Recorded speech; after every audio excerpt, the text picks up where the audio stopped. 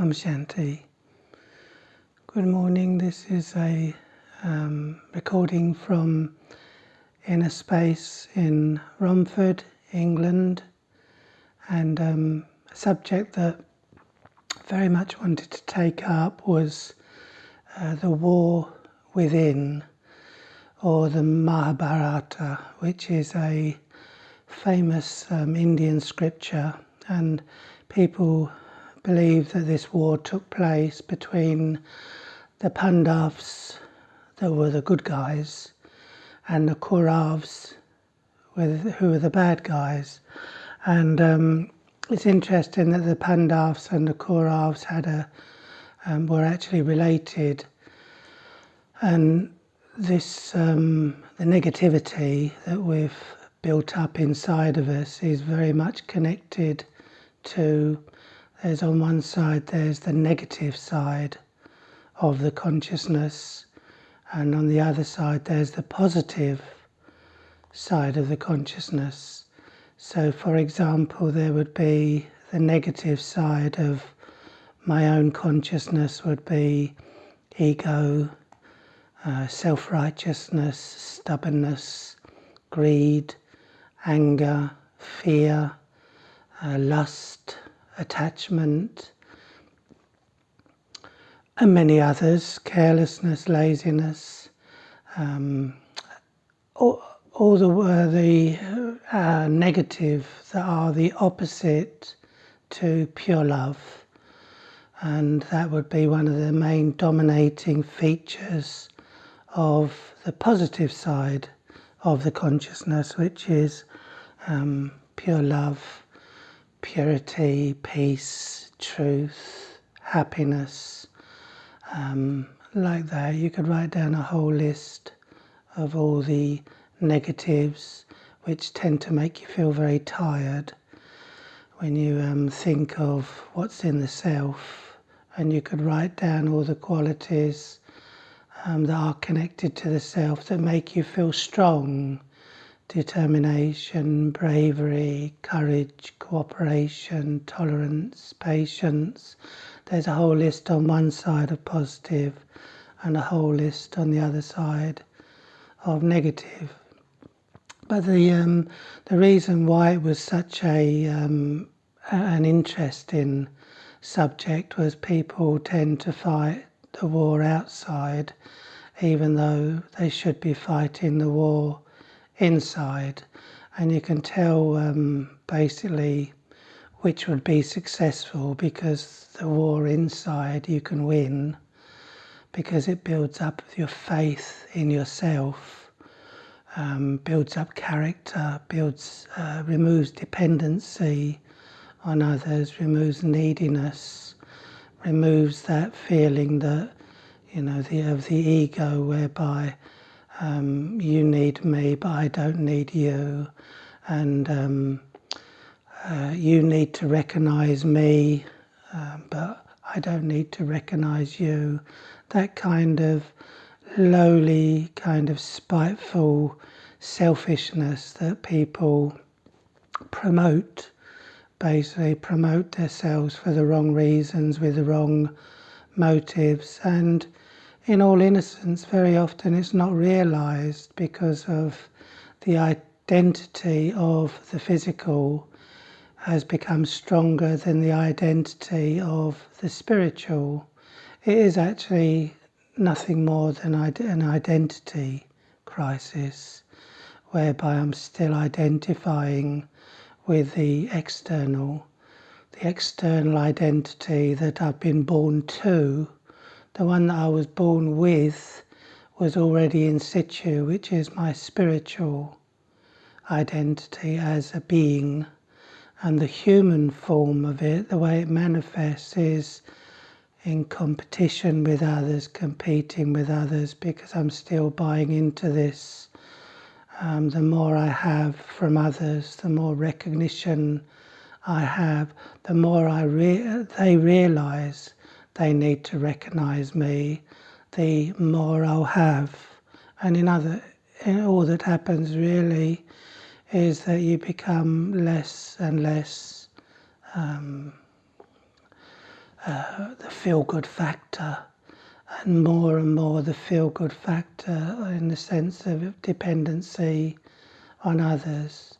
The whole scenario of Raj Yoga meditation is that I identify with my own self, and I actually connect to the Supreme Being, and I make myself an instrument for the Supreme Being to actually take over, so that I'm not being supported by my negative attributes, if I can use that word, but I'm actually being supported by these divine attributes, and they colour me, they change the ego to self-worth, they change the attached love to not needy love but pure love.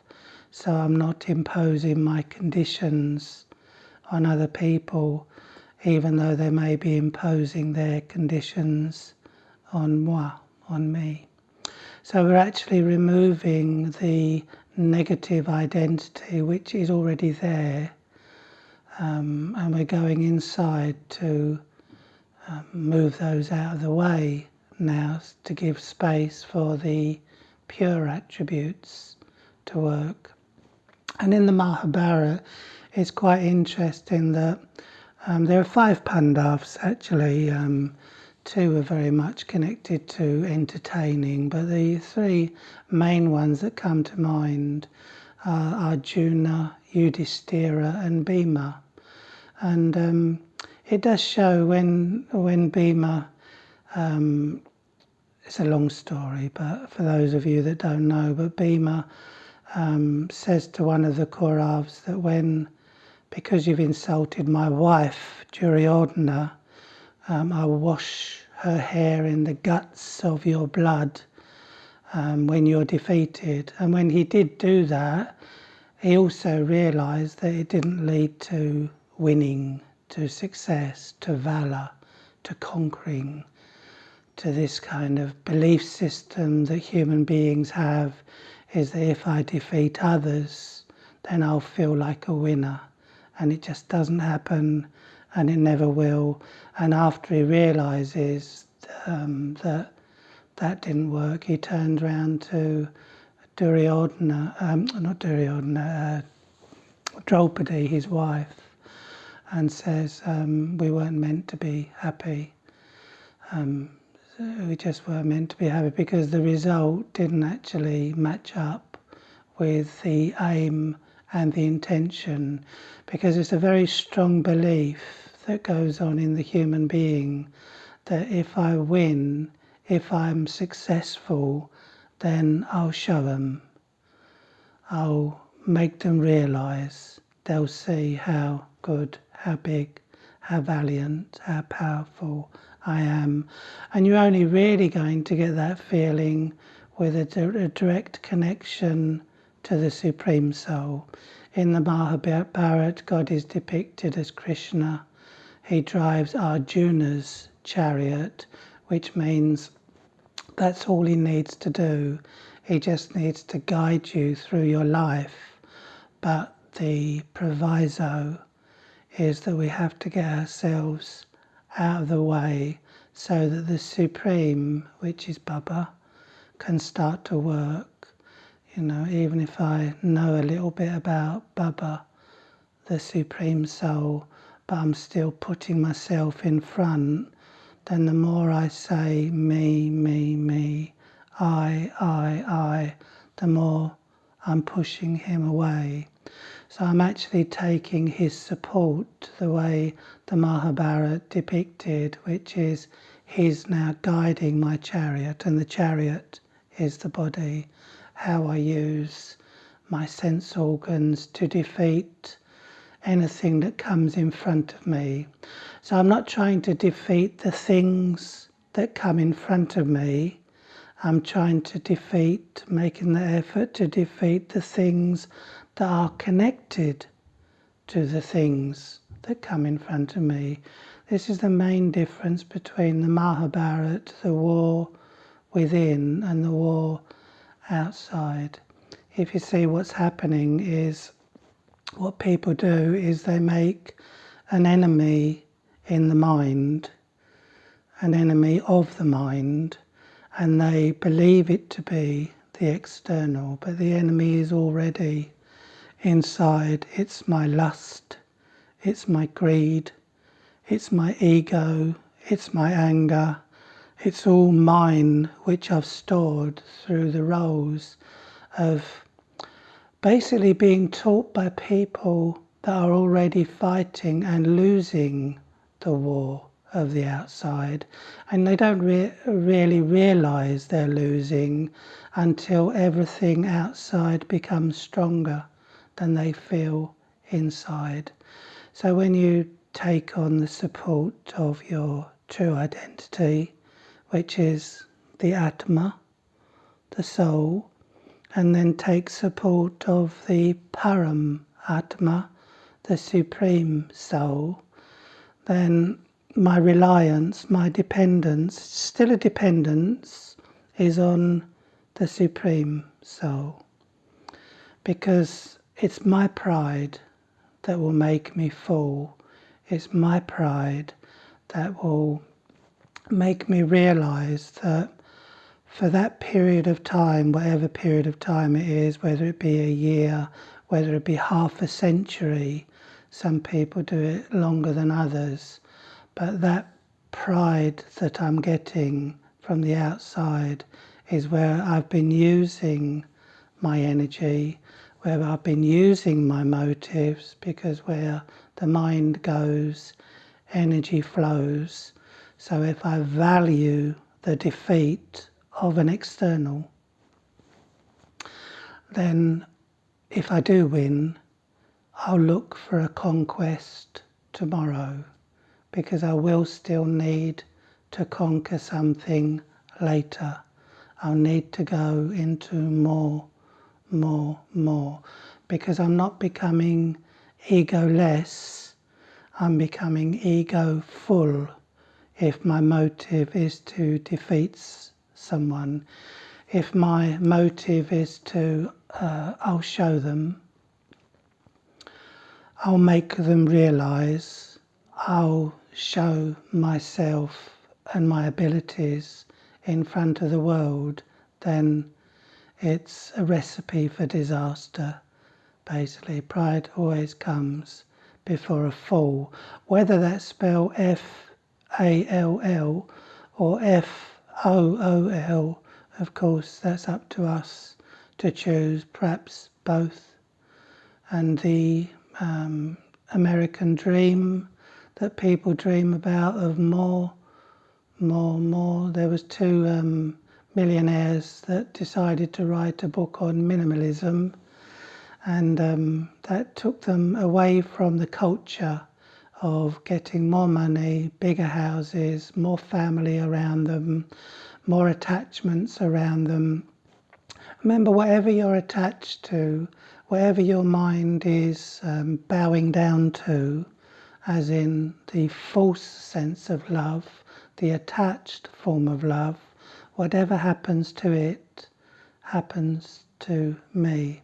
So it might be that a person wants to make their children successful and they give it the terminology of unconditional love, but it's actually filling me up, when if I look in the right place, I don't need filling up, and that's what people use the terminology in the West when they're getting more and more emotional, that they're filling up here, which is quite interesting, because that's the fuel that is fueling the wrong thing. It's fueling my emotions. So people are attached to even a pen, people can be attached to a special pen that they've got, and when it goes missing, they don't just think of buying a new one or getting a new one, they're actually thinking about that one that has lost. And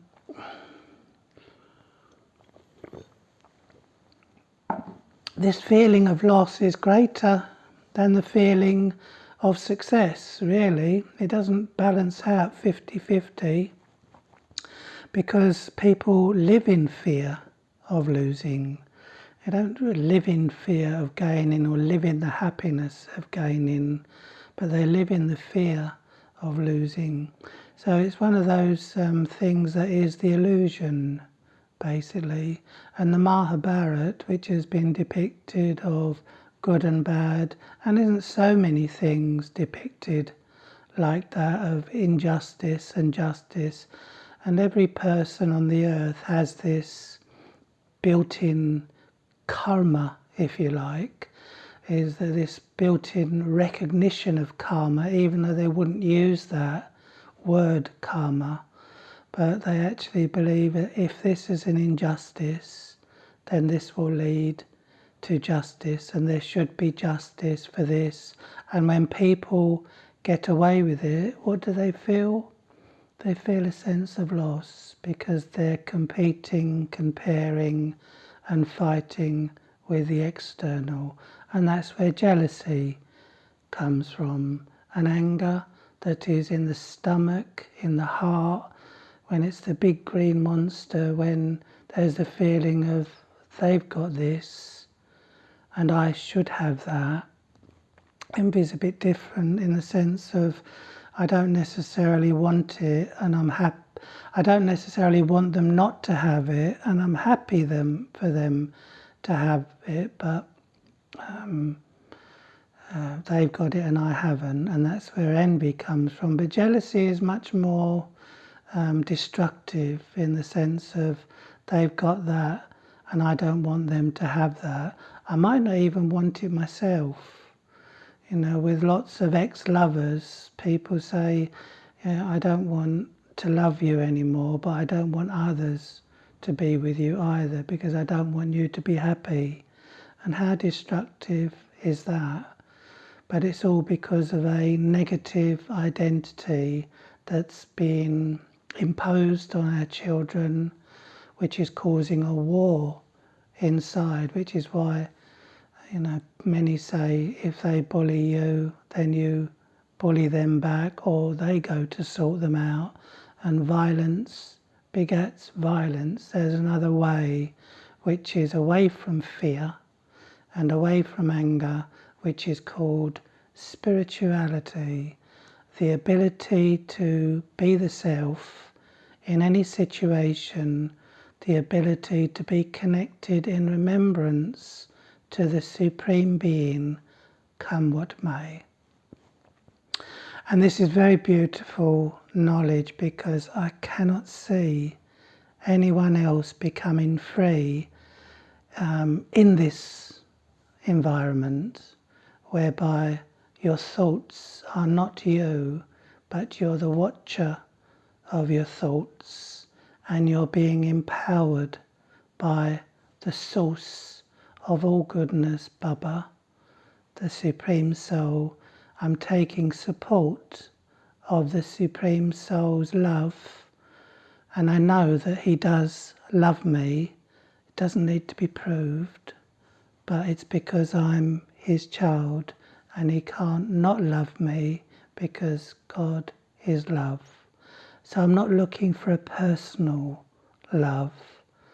I'm looking for that feeling inside of being loved, which activates my own love. This is also the illusion which the Mahabharata has depicted as an outside thing, how much people fight for love and make an effort to impress, only to have their hearts broken time and time again. Trust me, the heart is already broken. The heart needs to be brought back into one, because a piece of the heart is going there, a piece of the heart is going there. The love and peace is in pieces. So there's this peace for my grandmother, for my mother, love for food, there's love for money, and Baba's love brings it all back together. So you're just having faith in the love of being a child of the Supreme Being, also a being. He is a being, I am a being. There's no physical image connected to that. There's just me as this being and the Supreme Being as the Father, and I'm taking the power from that form. The feeling loved is the activation of my own self-love. So it does need a catalyst. I can't love myself because the consciousness of Andrew, male, British, English, such and such an age, such and such a background, is too strong to make me able to love myself. I've got to feel that I am being loved because of that point only, that this being that doesn't have a connection with this worldly, our worldly ways, is outside of the drama, not perplexed by anything, not changing in any way, but the source of pure love. And to know that you're loved by pure love is what we search for in this dimension. Doesn't work, can't work, because everyone's caught in their own dramas. So the Supreme Love, because He is my own Father. I've got a physical father who's now left the body, not today, a while ago, and a spiritual father. I've got two fathers. The physical father of this body, I have one of those every life, and I have the Supreme Soul who's eternally the Father. I only need the Supreme Soul when I need the Supreme Soul, and that's when my heart is broken by not human beings. They don't really do it. It's our own actions that do it, our own motives that do it. You know, what motives? If someone's trying to motivate the wrong motives and I've cured that, they can't motivate me. You know, someone can't pull my heartstrings towards them when my heartstrings are already being pulled by pure love. But yes, before I came to this knowledge, I could get pulled because someone was interested in me, someone took a liking towards me, some would even say how much they loved me and their love was only for me, and it feels very wonderful, but it's reliant on another human being that could walk away tomorrow or leave the body tomorrow, and where are you but searching for love once more. The whole story is of love, and not just love, but the power of love. The power that's in love gives you the power to love without any condition, and this will defeat the negative, the attributes that we thought really were our friends and morality are in actual fact a recipe for disaster. And the more you fight that war for those things, the more you will fight, and the more you will become disturbed, because as it says in the song, fight the good fight with all thy might. It's a Christian song they sing in churches. Fight the good fight means the good, you're fighting for the goodness of the self, and whatever I see in others is also in me, because I'm damaged, the heart's broken, I've got to take complete support. This humility enables you to take complete support from Baba, the support of all supports. The husband of all husbands is even remembered in India, and that love is there for me. Why? Because I make it so. My faith does the rest, and then I sit as a child and I experience the love. And love cures all weaknesses, illnesses. Love heals all. So I hope you enjoyed this video. If you didn't, to me it's drama. You're meant for other things. I won't say better things, but I'll say other things. And maybe it's not your time, or maybe the soul's just meant to grapple with the world outside. We all make our choices. I can't make you do anything, even though I might believe I can. You can't make me do anything, even though you may believe you can. My mind is always free.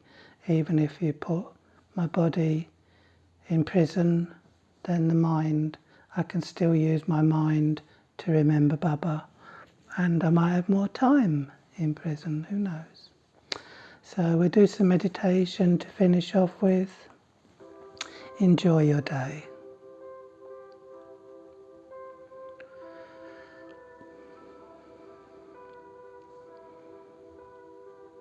I shift myself, my energy,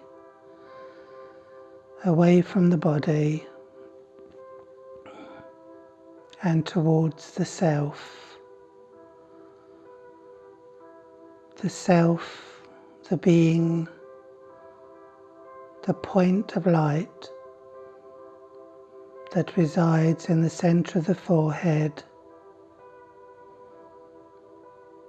I make the separation between I, the soul, and the body that I'm using. The body is my vehicle to connect to the outside world,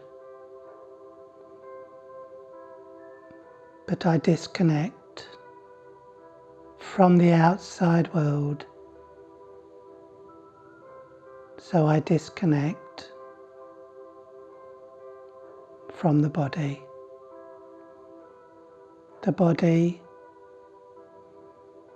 will go back into the ground at a later date,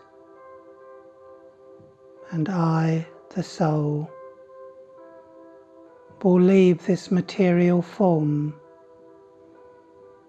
and I will return home to Baba, beyond this world, into the lap of love, of the source of love, the love that I have been searching for is within, deeply within my Baba. And so my attention and all my tension is taken away from this world of gross, unlimited matter, and far beyond to my Baba, the one that puts a stop to the drama of my thoughts, massages my mind with devoted pure love that he has been holding for me. And as the waves of love become my waves of love, I wave goodbye to all negativity and darkness within the soul. It was the soul that became contaminated with anti-love, negative love that I called love. And now I take hold of Baba's hand and I fall in love with love and only love. And I pledge my allegiance to love just one, so that I may love everyone.